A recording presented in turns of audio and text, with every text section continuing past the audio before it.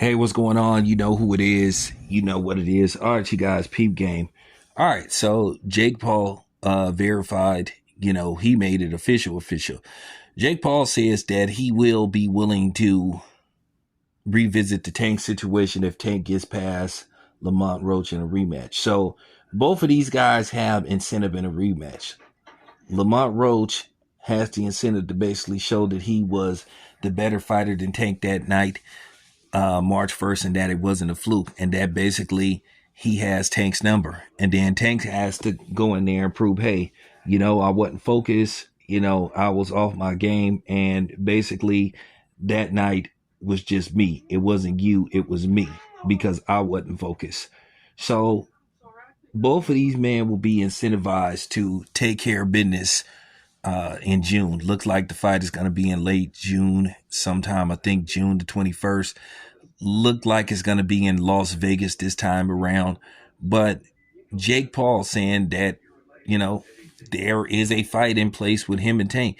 I got to be completely honest with you. This is one of the reasons why people have such a problem with Jake Paul when he pulls stuff like this. And according to reports that this won't be an exhibition match, and that Jake Paul wants this fight to be officially on either his record or Tank's record, win, lose, or draw.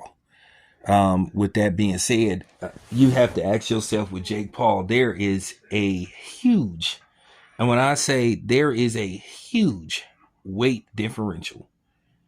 Jake Paul probably is walking around at 220. Tank probably at best walks around maybe at 150. And that's reaching a little bit. So you got to ask yourself, okay, so what weight class would they fight at? So basically, Tank's going to come in there looking like a blown up Cabbage Patch doll. He's going to come in there. So like, for real, what weight class would they fight at? So what, Jake's going to come down to what? They're going to have a 20-pound weight differential. So what, Jake could come in at what, maybe at best 180, and Tank could come in at 160. How are they going to get a fight like this sanctioned? It doesn't make any kind of sense. Okay?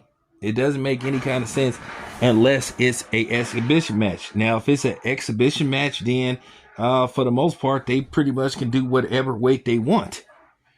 So I'm just really trying to like let this sink in. Like, this sounds absolutely absurd. And somebody got to say that this is why Jake Paul has, been awarded the name Fake Paul, because this seems fake as fuck. It doesn't even seem practical. And once again, this is just another circus fight. How in the hell you can fight Tank at a feasible weight? All right, I'm just asking that question. How could you fight Tank at a feasible weight where this makes any kind of sense? Who knows? Jake Paul probably damn near right now as we speak probably weighs like at least 70, 80 more pounds than Tank does. So, like I said before, this doesn't seem logical, and it just seems impractical, and it just seems stupid, and it just comes across as basically a shit show and a mockery to boxing. My suggestion to Jake Paul is like, man, re-pursue the Canelo fight. The Canelo fight seems a little bit more sensible, because at the end of the day, Canelo fought at 168, and Canelo has said that he might be willing to go up to light heavyweight. So maybe you could find some common ground with Canelo. Tank? Come on, man. This sounds absurd. So here's the thing. And the Tank fans, we don't want to hear nothing from y'all at this point. You guys were crying about Devin Haney being too big and Bud and all this kind of stuff, and yet Tank is willing to put his O on the line if these reports are true. In a sanctioned fight. In an actual sanctioned fight. Official, not exhibition. So this sounds absurd. Anyway, I just wanted to give my 2 cents, and that's pretty much it.